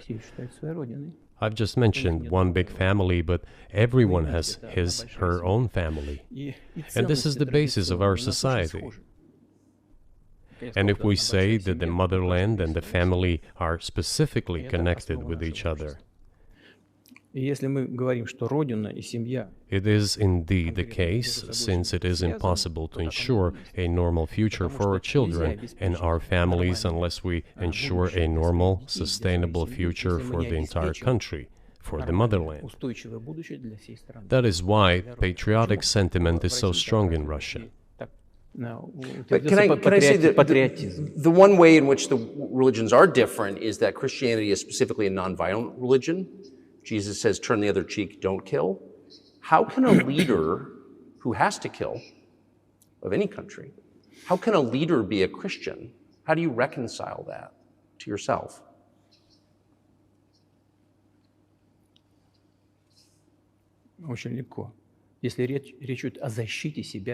It is very easy when it comes to protecting oneself and one's family, one's homeland. We won't attack anyone. When did the developments in Ukraine start? Since the coup d'etat and the hostilities in Donbass began, that's when they started. And we're protecting our people, ourselves, our homeland, and our future. As for religion in general, You know, it's not about external manifestations. It's not about going to church every day or banging your head on the floor. It is in the heart. And our culture is so human-oriented. Dostoevsky, who was very well known in the West and the genius of Russian culture, Russian literature, spoke a lot about this, about the Russian soul. Русский человек, российский человек, он думает больше о вечном, он думает больше о ценностях. After all, Western society is more pragmatic. Russian people think more about the eternal, about moral values. I don't know, maybe you won't agree with me, but Western culture is more pragmatic after all.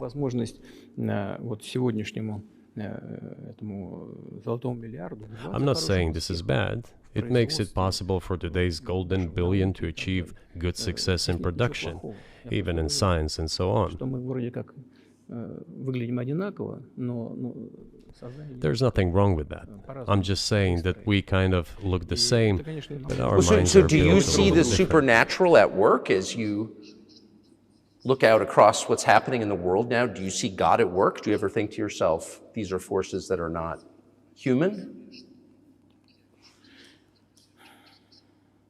Да нет, я, честно говоря, так не думаю. Я думаю о том, что No, to be honest, I don't think сообщество so. развивается вот по своим внутренним My opinion is that the development of the world community is in accordance with the inherent laws, and those laws are what they are. Так было всегда в истории человечества. It's always been this way in the history of mankind. Some nations and countries rose, became stronger and more numerous, and then left the international stage, losing the status they had accustomed to. Не нужно приводить эти примеры, но начиная There's probably no need for me to give examples, but we could start with the Genghis Khan and horde conquerors, the Golden Horde, and then end with the Roman Empire. человечество каждый It seems that there has never been anything like the Roman Empire in the history of mankind. потенциал варваров постепенно накапливался. Nevertheless, the potential of the barbarians gradually grew, as did their population. In general, the barbarians were getting stronger and begun to develop economically, as we would say today. Экономически они стали укрепляться. This eventually led to the collapse of the Roman Empire and the regime imposed by the Romans. 500 лет. Этот процесс. However, it took 5 centuries for the Roman Empire to fall apart. В сегодняшней ситуации The difference with what is happening now процессы изменений is that all the processes of change are happening at a much faster pace than in Roman times. So when does the AI empire start, do you think? У меня всё в более You're сложные asking вопросы. increasingly more complicated questions. To answer them, you need to be an expert in big Для того, numbers, чтобы big ответить, data, надо быть, and конечно, AI. специалистом в Mankind is сфере currently чисел. facing many threats. В сфере вот Due to этой the genetic researches, it is now possible to create a superhuman, a specialized human being, a genetically engineered athlete, scientist, military man. There are reports that Elon Musk had already had a chip implanted in the human brain in the USA. Илон Маск внедрил уже чип в мозг какого-то человека. What do you think of that? Ну, Маска, я думаю, что Маска Well, I think there's no stopping Elon Musk. He will do as he sees fit. Nevertheless, you need to find some common ground with him, search for ways to persuade him. I think he's a smart person, I truly believe he is. So you need to reach an agreement with him because this process needs to be formalized and subjected to certain rules. Того, что будет происходить с ним в связи с развитием вот этих новейших исследований и технологий в генетике. Humanity has to consider what is going to happen due to the newest development in genetics or in AI. One can make an approximate prediction of what will happen. Угрозу своему существованию от ядерного оружия, все начали Once mankind felt an existential threat coming from nuclear weapons, all nuclear nations began to come to terms with one another since they realized the negligent use of nuclear weaponry could drive humanity to extinction.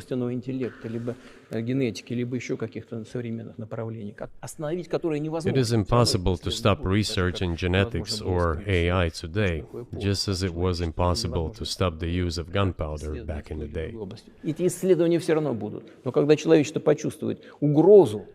But as soon as we realize that the threat comes from unbridled and uncontrolled development of AI, or genetics, or any other field, the time will come to reach an international agreement on how to regulate these things. I appreciate all the time you've given us. I just got to ask you one last question, and that's about someone who's very famous in the United States, probably not here, Evan Gershkovich, who's the Wall Street Journal reporter. He's 32, and he's been in prison for almost a year. This is a huge story in the United States, and I just want to ask you directly, without getting into the details of it or your version of what happened, if as a sign of your decency, you would be willing to release him to us and we'll bring him back to the United States.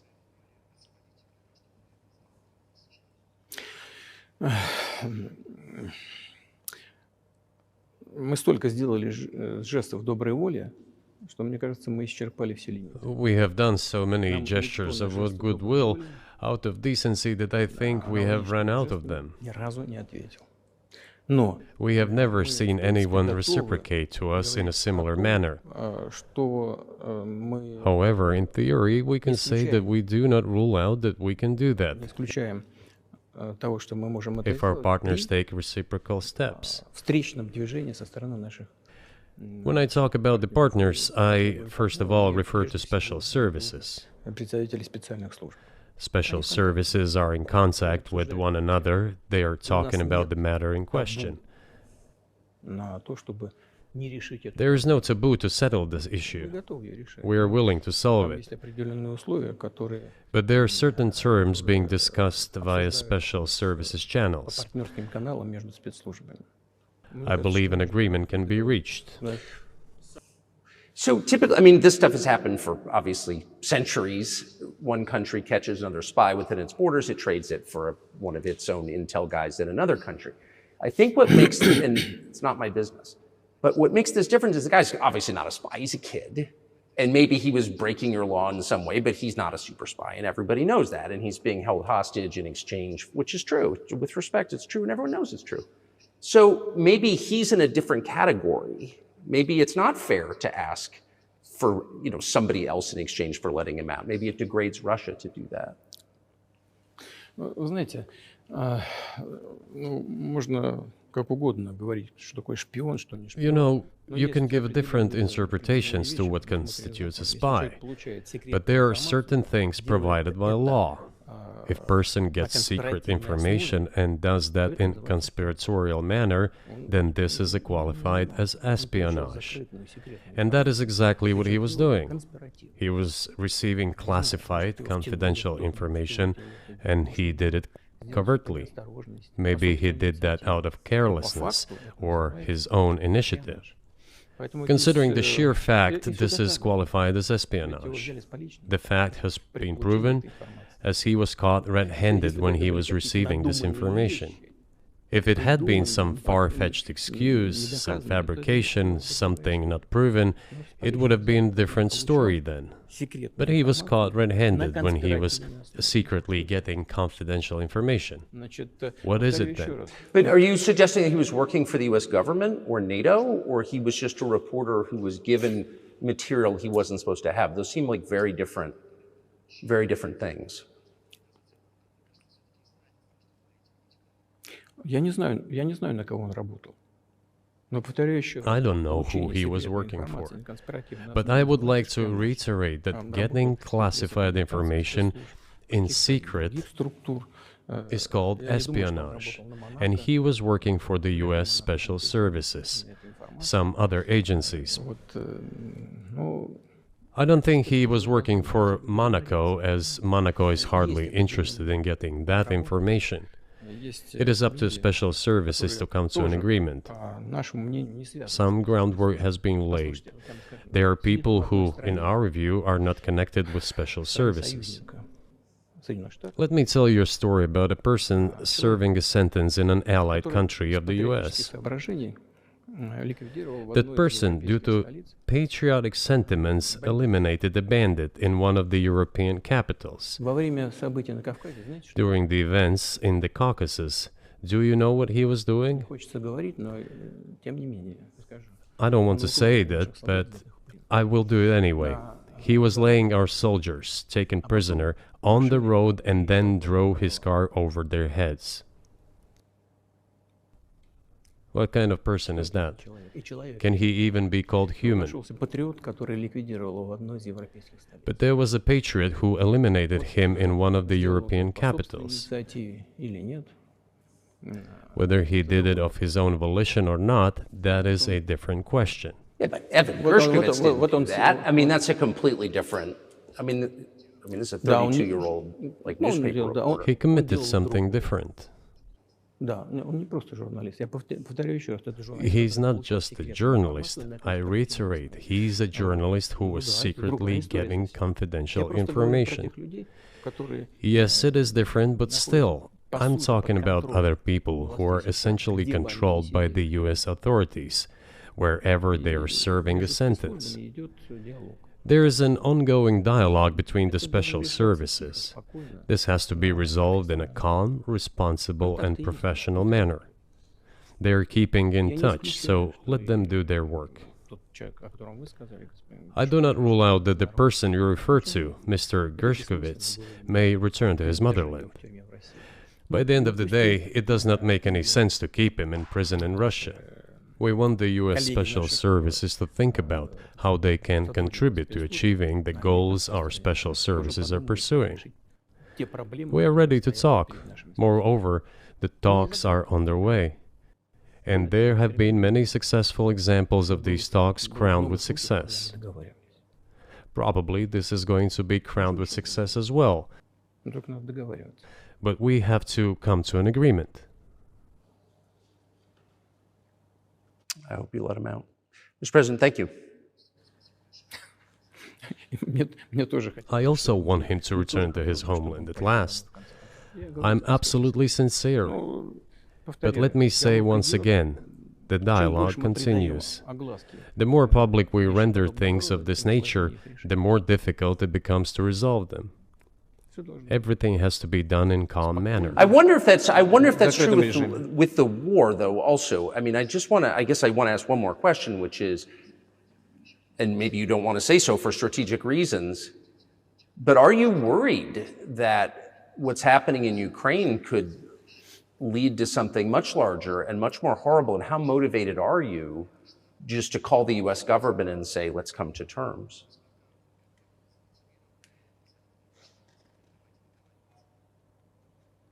Так, послушайте, я же сказал. I already said that we did not refuse to talk. We are willing to negotiate. It is the Western side, and Ukraine is obviously a satellite state of the US. It is evident. I do not want you to take it as if I'm looking for a strong word or an insult, but we both understand what is happening. The financial support, 72 billion US dollars, was provided. Germany ranks second, then other European countries come. Dozens of billions of US dollars are going course, to yeah. Ukraine. There's a huge influx of weapons. In this case, you should tell the current Ukrainian leadership to stop and come to negotiating table, rescind this absurd decree.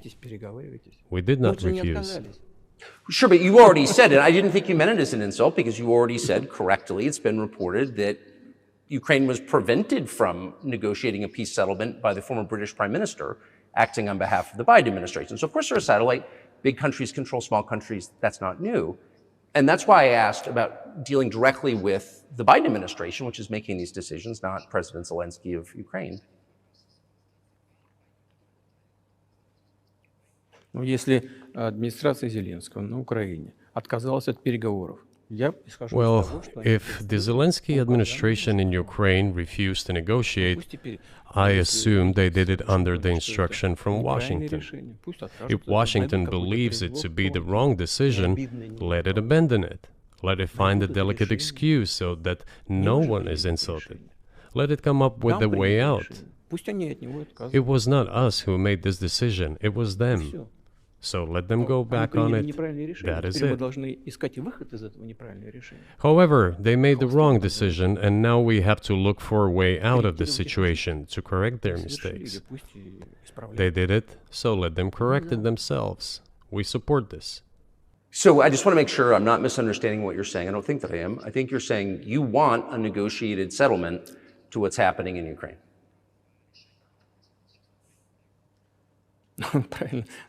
Right. And we made it. We prepared a huge document in Istanbul that was initialed by the head of the Ukrainian delegation. He affixed his signature to some of the provisions, not to all of it. He put his signature and then he himself said, "We were ready to sign it and the war would have been over long ago, 18 months ago. However, Prime Minister Johnson came, talked us out of it, and we missed that chance." Well, you missed it, you made a mistake. Let them get back to that, that is all. Why do we have to bother ourselves and correct somebody else's mistakes? I know one can say it is our mistake. It was us who intensified the situation and decided to put an end to the war that started in 2014 in Donbass, as I have already said, by means of weapons. Let me get back to further in history. I already told you this. We were just discussing it. Let us go back to 1991, when we were promised that NATO would not expand, to 2008, when the doors to NATO opened to the declaration of state sovereignty of Ukraine, declaring Ukraine a neutral state. Let us go back to the fact that NATO and US military bases started to appear on the territory of Ukraine, creating threats to us. Let us go back to coup d'etat in Ukraine in 2014. It is pointless though, isn't it? We may go back and forth endlessly, but they stopped negotiations. Is it a mistake? Yes. Correct it. We are ready. What else is needed? Do you think it's too humiliating at this point for NATO to accept Russian control of what was 2 years ago Ukrainian territory? I said let them think how to do it with dignity. There are options if there is a will. Up until now, there has been the uproar and screaming about inflicting a strategic defeat on Russia on the battlefield. Now they are apparently coming to realize that it is difficult to achieve, if possible at all. In my opinion, it is impossible by definition. It is never going to happen. It seems to me that now, those who are in power in the West have come to realize this as well. If so, if the realization has set in, they have to think what to do next. We are ready for this dialogue. Would you be willing to say, congratulations, NATO, you won, and just keep the situation where it is now?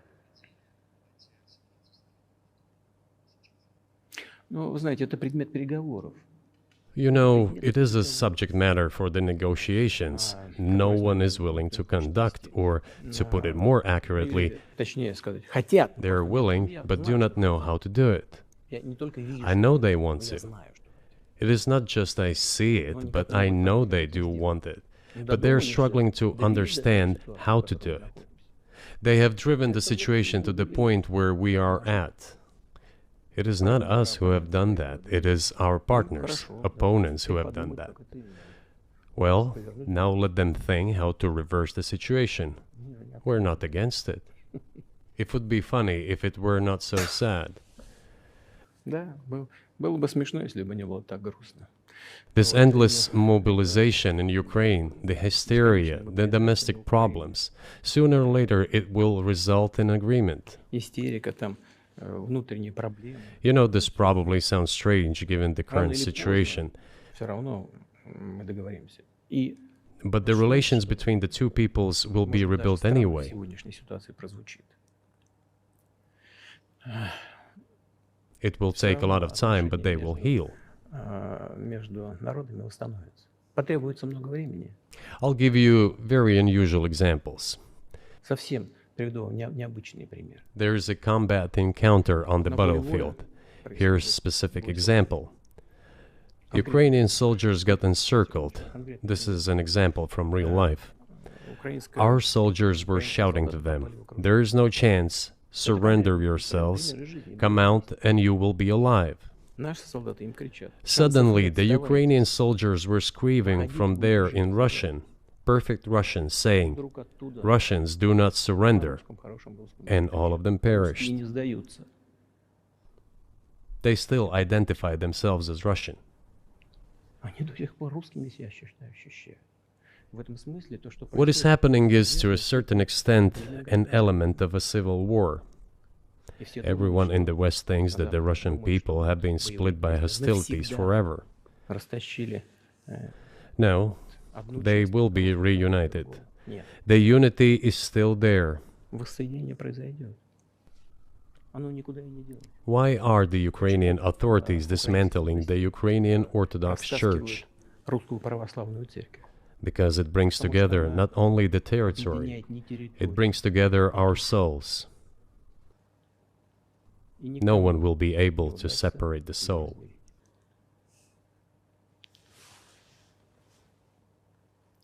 Shall we end here, or is there anything else? No, I think that's great. Спасибо. Thank you, Mr. President. Free speech is bigger than any one person or any one organization. Societies are defined by what they will not permit. What we're watching is the total inversion of virtue.